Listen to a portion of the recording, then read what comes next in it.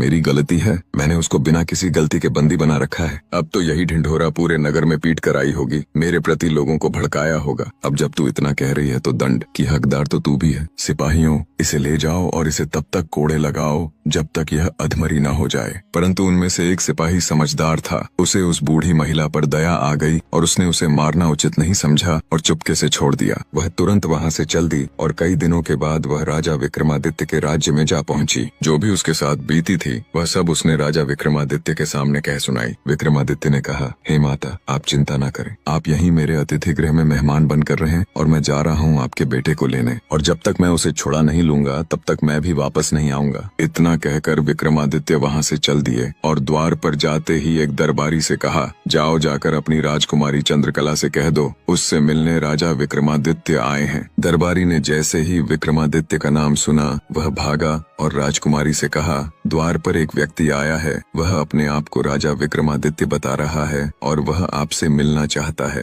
राजकुमारी ने कहा, भला राजा विक्रमादित्य को मुझसे क्या काम पड़ गया? ठीक है, तुम जाओ और उन्हें शीघ्र ही यहाँ लेकर आओ। दरबारी ने आकर विक्रमादित्य से कहा, महाराज आप जा सकते हैं। जैसे ही राजा विक्रमादित्य महलों के अंदर गए उन्होंने देखा बहुत सारे लोगों की चीखने चिल्लाने की आवाज आ रही है। वह एकदम स्तब्ध रह गए। थोड़ा आगे जाकर उन्होंने देखा हजारों की संख्या में लोग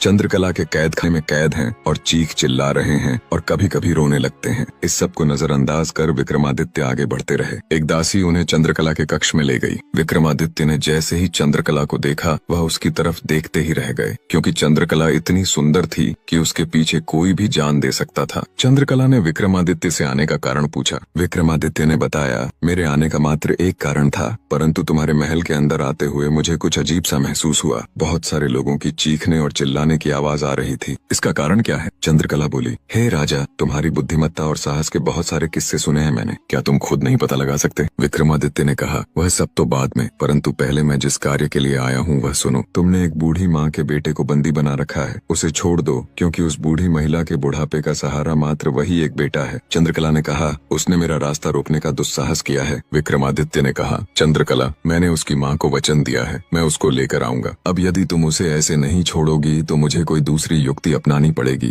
परंतु मैं उसे यहाँ से लेकर ही जाऊंगा। चंद्रकला गुस्से में बोली, यदि ऐसा है तो ठीक है, बहुत सुने तुम्हारी बुद्धिमत्ता के चर्चे। अब यदि तुम्हें उसे छोड़वाना ही है तो मेरे 3 प्रश्नों का उत्तर देना पड़ेगा। यदि तुम उत्तर न दे पाए तो तुम्हें भी इन्हीं लोगों के साथ काल कोठरी में रहना पड़ेगा, और यदि तुमने मेरे सवालों का सही सही जवाब दे दिया तो मैं कैद किए उन सभी लोगों को आजाद कर दूंगी और मैं भी तुम्हारे साथ विवाह कर खुशी खुशी चल पड़ूंगी। विक्रमादित्य ने मुस्कुराते हुए कहा, तो ठीक है, बताओ क्या हैं वे तुम्हारे 3